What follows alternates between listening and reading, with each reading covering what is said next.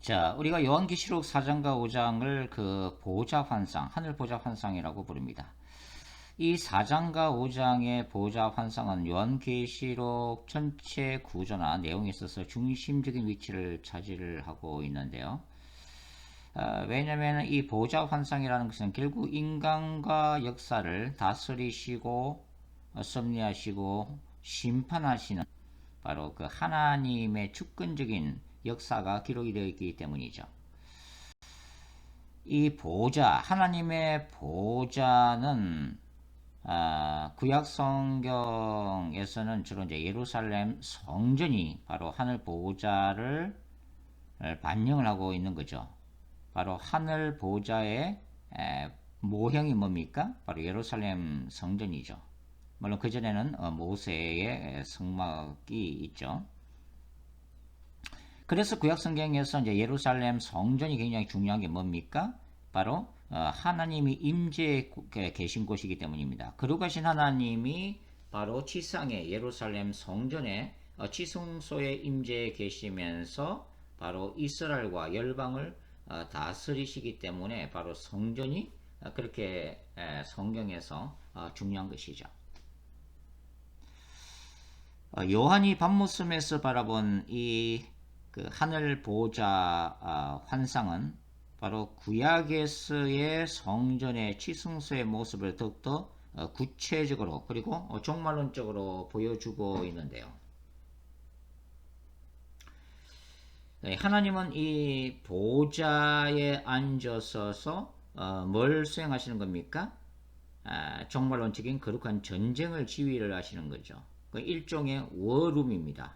그러니까 워룸이라고 하는 것은 지상에서 그 전쟁이 벌어졌을 때 모든 전시 상황을 판단하고 지휘하는 사령탑을 얘기를 하는 거죠.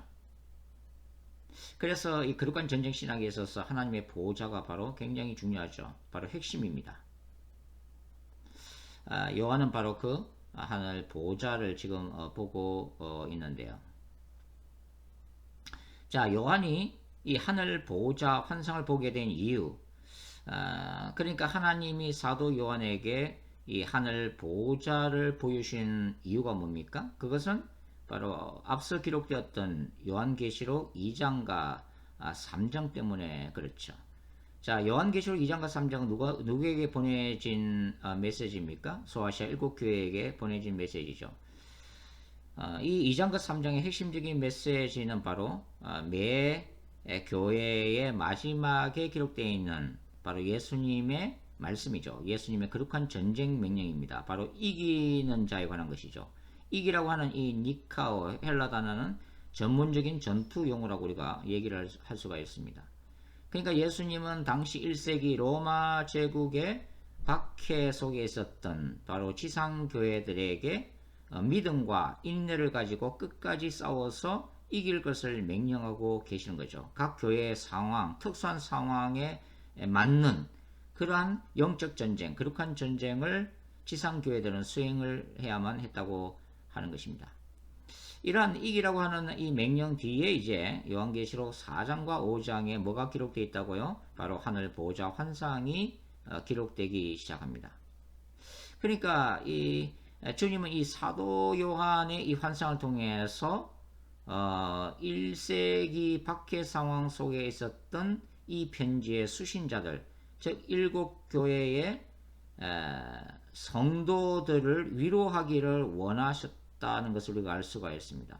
왜냐하면 이 보좌 환상의 핵심적인 메시지 중에 하나가 뭡니까? 바로 성도들을 위로하고 그리고 궁극적으로 교회 공동체가 바로 악과의 전쟁에서 승리할 것임을 약속하는 바로 그것을 보여주는 환상이 그 보좌 환상이라고 할 수가 있기 때문입니다. 그러니까 계시록 4장과 5장은 바로 궁극적인 승리의 신학을 보여주는 거고 또 궁극적인 소망의 신학, 희망의 신학을 보여주는 장들이라고 할 수가 있는 거죠. 자, 계시록 4장과 5장의 전반적인 구조는 크게 세 가지의 모티브로 구성이 되어 있는데요. 첫 번째가 뭡니까? 바로 보좌에 앉으신 하나님에 관한 환상인데요. 요한계시록 4장 2절을 한번 보도록 하겠습니다. 읽어보도록 하죠. 내가 곧 성령에 감동되었더니 보라 하늘에 보좌를 베풀었고 그 보좌 위에 앉으신 이가 있는데, 자, 이분이 누구시죠? 바로 성부 하나님이시죠.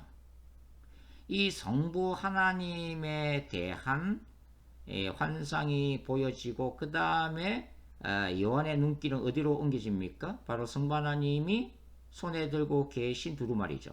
이 두루마리가 뭡니까? 바로 종말론적인 심판의 내용을 담고 있는 책이죠. 넓게 보면은 하나님의 복음의 메시지고 좁게 보면은 요한계시록 그 자체라고 할 수가 있죠. 두루마리로 이제 초점이 가고, 그 다음에 중요한 것은 뭐냐면 이 두루마리를 개봉할 수 있는, 누가 이 두루마리를 뗄 수가 있는가에 이제 관심이 모아지는 거죠. 왜냐하면 이 두루마리를 봉인을 뗀다는 것은 뭐냐면 그 두루마리의 내용을 성취시키실 분, 그 두루마리에 있는 하나님의 이 종말론적인 구원과 심판을 수행하실 분, 그 권세, 우주적인 권세를 가진 자만이 두루마리를 개봉할 수가 있기 때문이죠.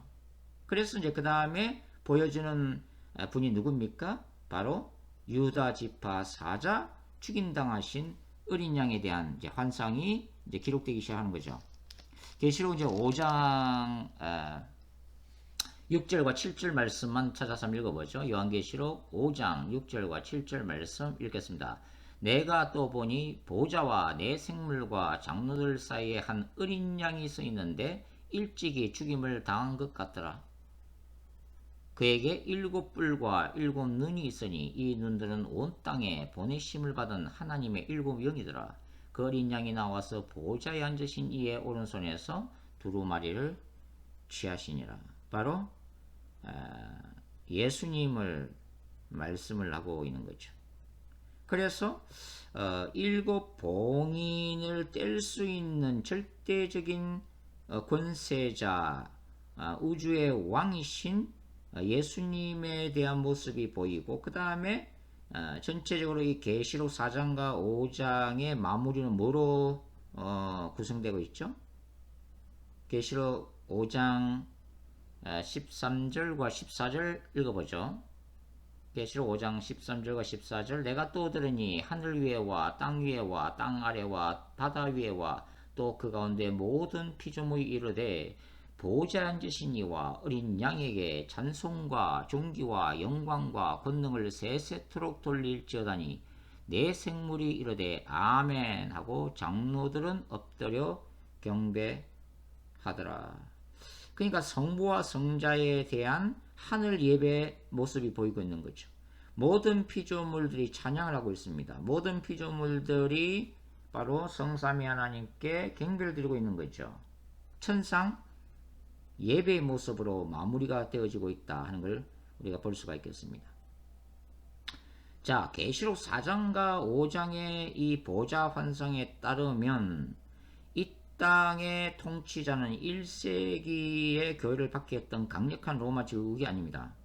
로마 황제도 아닙니다.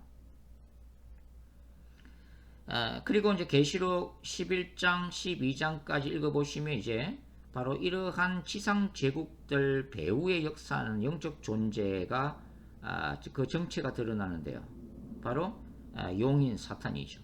그러나 이 용인 사탄도 진정 의미에서 이 땅의 통치자가 아닙니다. 자, 결국은 땅 위에 존재하는 제국들의 흥망성쇠가 어디에 달려있어요? 하나님의 보호자에 달려있다고 하는 거죠. 우주적 사건들이 누구의 섭리에 달려있는 거예요? 하나님의 섭리에 달려있다고 하는 것입니다. 제약된 세상에 대한 미래적 심판, 악의 권세에 대한 심판은 어디에서 결정되는 거예요? 바로 하늘 보호자에서 결정되고 있는 거죠.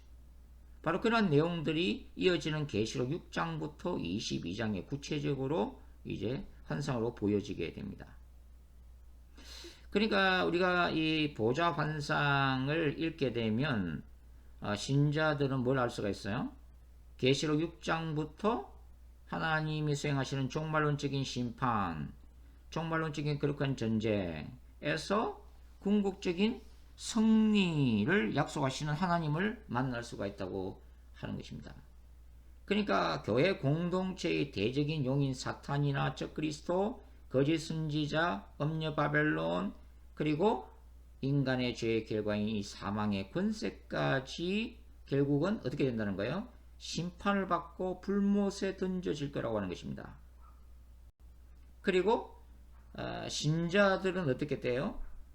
믿음과 인내로 승리한 신자들, 바로 이 땅에 이긴 자들인 신자들은 바로 예수님의 재림 사건을 통해서 새하늘과 새 땅으로 들어가게 될 거라고 하는 거죠. 이게 새하늘과 새 땅을 말 그대로 이제 요한계시록에서는 상급으로 받게 된다고 하는 것입니다. 영원한 영광을 누리게 된다고 하는 메시지를 읽어낼 수가 있는 것이죠. 그래서 이 땅에서 고난받는 교회 공동체가 궁극적으로 바라보아야 될 상이 바로 하늘 보호자라는 것이고, 바로 예수 그리스도께서 뭡니까? 교회 공동체와 세상과 악의 권세까지 다스리시는 분이라고 하는 것을 우리가 알 수가 있다고 하는 거죠. 성도들의 영원한 희망, 구원의 완성은 하늘에 있다고 하는 것입니다. 이 땅이 아니라 영원한 하늘에 있다고 하는 거예요.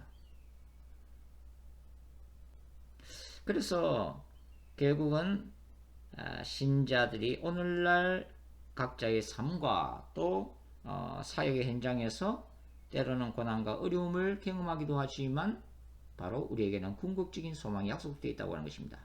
궁극적인 승리가 약속이 되어지고 있다고 하는 거죠. 그러니까 우리는 요한계시록 4장과 5장을 읽게 되면 이 하늘 보좌 환상을 통해서 뭡니까? 거룩한 전쟁에서의 승리를 약속하시고 또 그 승리를 현실적으로 능히 이루실 하나님을 만나게 되는 거죠. 우리는 인간과 역사의 마지막을 우리는 알고 있는 것입니다. 악의 멸망을 우리는 먼저 읽고 있는 거죠.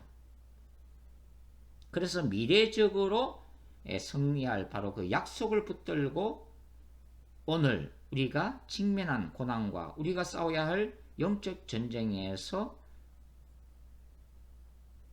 승리해야 될 그 신학적인, 성경적인, 종말론적인, 묵시적인 바로 약속을 우리가 확인을 할 수가 있다고 하는 것입니다. 이제 앞으로 이 보좌 환상을 좀 더 구체적으로 여러분과 함께 살펴보도록 그렇게 하겠습니다. 그렇습니다. 하나님, 하늘 보좌 환상, 사도 요한이 봤던 그 밤모습의 환상, 우리는 이제 기록된 말씀을 통해서 동일하게 바라보고 있습니다. 하나님, 우리가 이 궁극적인 승리를 붙들 수 있게 도와주시고 궁극적인 소망을 간직할 수 있게 도와주시고 우리가 이 땅에 싸워야 될 영적 전쟁에 승리할 수 있게 도와주시옵소서.